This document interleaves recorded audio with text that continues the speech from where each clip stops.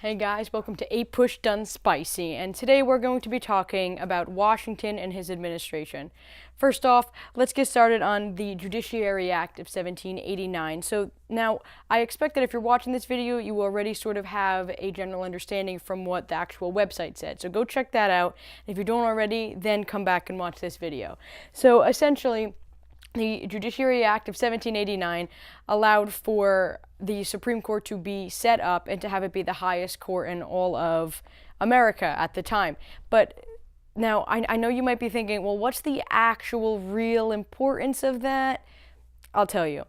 So, think of Brown v. Board, right?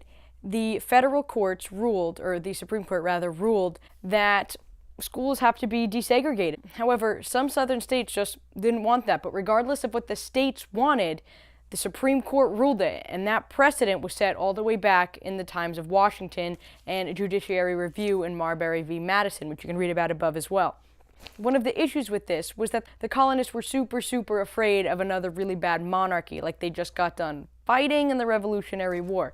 So what they did was they made the Articles of Confederation, which sort of allowed for a weaker central government.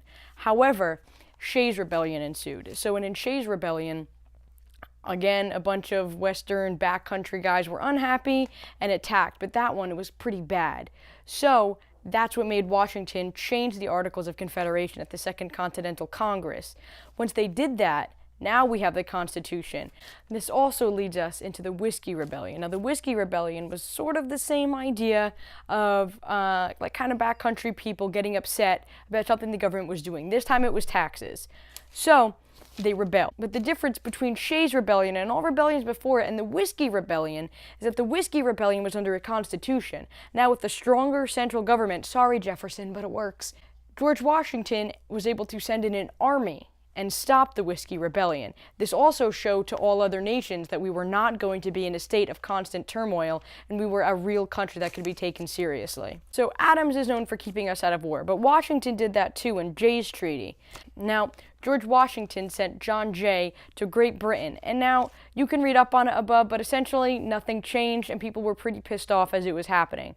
However, that kept us out of war. So that's really all you need to know about Jay's Treaty. Pinckney's Treaty was a really cool follow-up to Jay's Treaty. Spain was a little bit uneasy that we started talking to Great Britain and sending people over there. So through Pinckney's Treaty, we were actually able to get access to the Mississippi River and start trading from there, which was almost the basis of westward expansion, which is a really big theme throughout history. Whether you can see that in annexing California, Texas, finishing the Continental Railroad. Moving westward is a very big part of American history, and it kind of started here. This is the spicy stuff. We're going to get into the bank debate. Now, the issue with the bank, according to Jefferson, was that it wasn't necessary. Jefferson said, no way, because of the 10th Amendment, and Hamilton said, absolutely, because of the Elastic Clause, which allows the government to do anything that's necessary and proper. But the question was it necessary? Now, that's a debate that we can still have to this day. However, it actually ended up going through with Hamilton's compromise, which moved the White House and the Capitol to the South, which is where it still is today.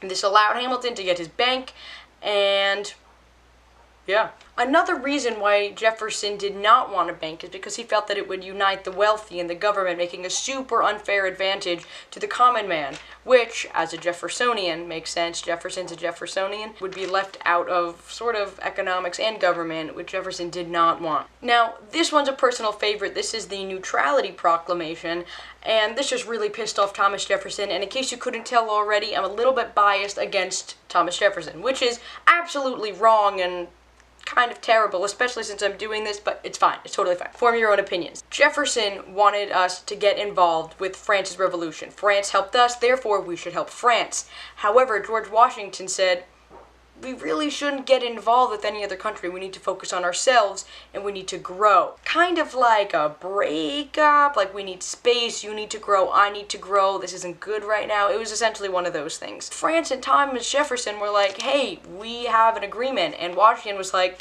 yeah, sorry, that alliance died with your king.